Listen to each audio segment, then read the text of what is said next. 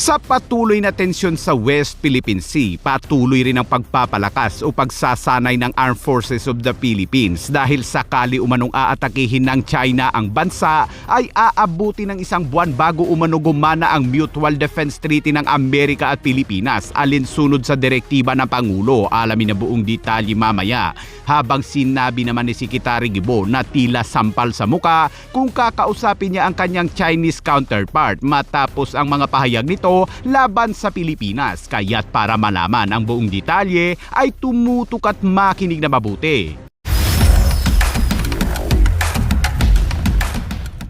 Inihayag na ng Armed Forces of the Philippines na sakaling sumiklab umano ang gyera o atakihin ng China ang Pilipinas, abay aabutin umano ng isang buwan bago sumali o sumaklolo ang puwersa ng mga kaalyadong bansa. Kaya ang direktiba ni Pangulong Marcos sa Armed Forces of the Philippines, kapag nagsimula na ang gyera ay maghanda para dumepensa muna hanggang sa isang buwan.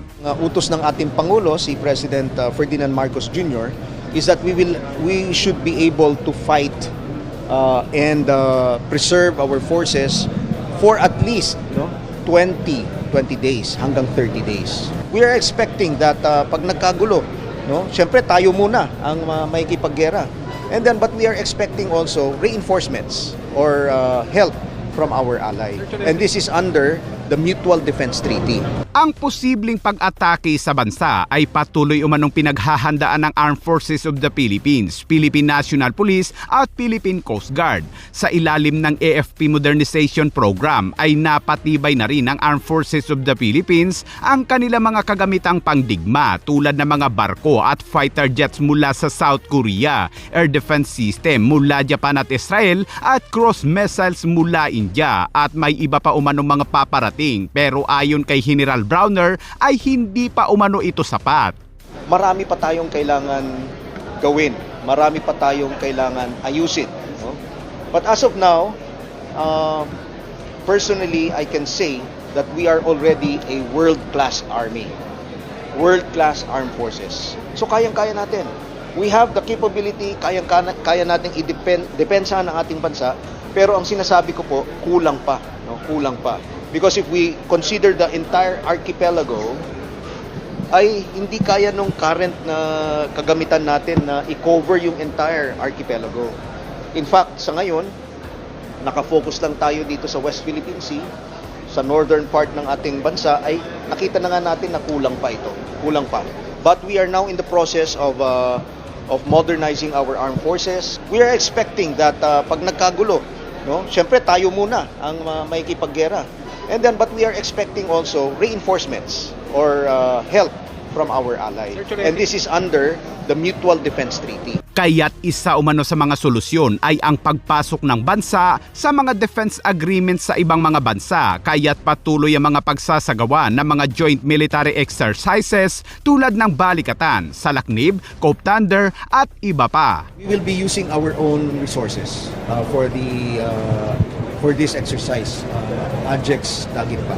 Kasi kailangan natin malaman kung ano yung mga our capabilities and our gaps, kung ano yung kakulangan. So that dun tayo ulit magpaplano kung paano natin mapupunan itong mga gaps na mapapansin natin itong exercise ito.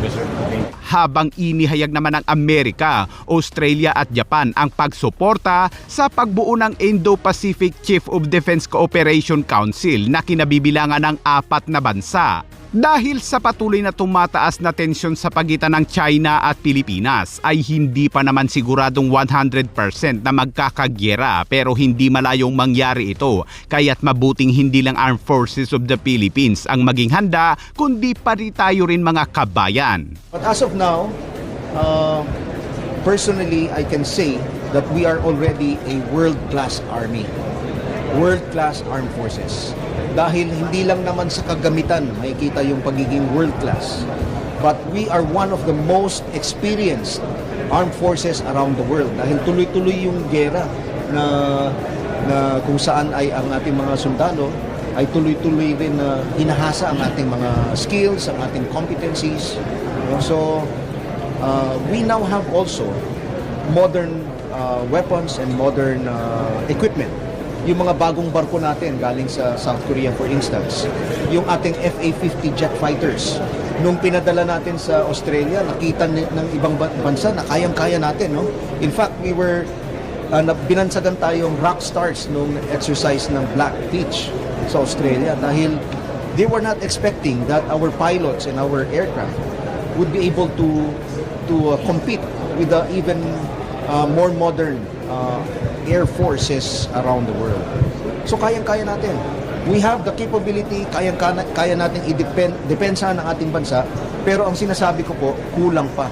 But we are now in the process of modernizing our armed forces, kaya talagang kailangan po natin yung tulong ng ating Kongreso para mabigyan po tayo ng pondo para sa ating modernization. Samantala, sinabi naman ni Secretary Guo na parang isang sampal sa muka kung kakausapin nito ang kanyang Chinese counterpart sa Asian Summit matapos ang mga pahayag ng Minister of Defense ng China laban sa Pilipinas. Ayon kay Secretary Guo, well, of course it is important, but how can you have a conversation when the day before the ADMM, the Ministry of Defense of China came out with a statement that we have to mend our ways and or suffer the consequences, and that the Philippines is blackmailing China? Would you offer to talk to somebody who slammed your country that way? Of course not. I mean, if I would be willing to talk if there was a semblance of good faith. Kung nagpakita ng sinseridad, kakausapin ko, bakit hindi? Pero kakausapin mo na the day before sinabi bina-blackmail natin ng China, pagkatapos magbago daw tayo ng mend your ways para biro mo magsasabi sila, gusto namin makipag-usap, mabait kami, pagka sasabihan ka on the other hand na gano'n. Sampal sa mukha yun, kaya hindi ko tatanggapin. At sinabi ko yun sa aking intervention sa ADMM Plus.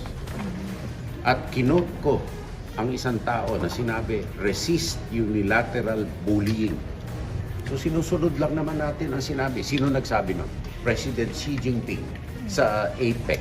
Ito, sabi niya, we must resist unilateral bullying. Eh ba't pag tayo ang nagre-resist, ayaw nila? Ano reaction, sir, ng China? Wala. Sir, this is the... Hindi ready yung script eh.